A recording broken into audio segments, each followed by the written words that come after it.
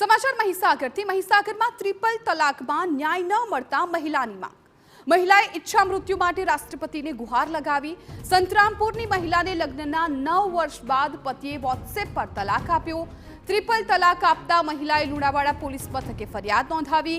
પોલીસે આરોપીને જામીન આપી દેતા મહિલાએ ઈચ્છા મૃત્યુની માંગ કરી।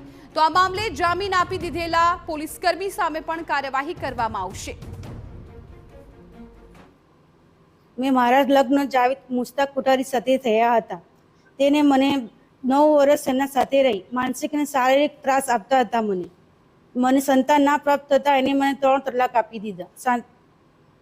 3 तलाक आपी दीधा अने मैं एना माटे फरियाद करी। मैं महिला पोलीस स्टेशन लुणावाड़ा खाते करी हती, जेथी मने न्याय नथी मळ्यो।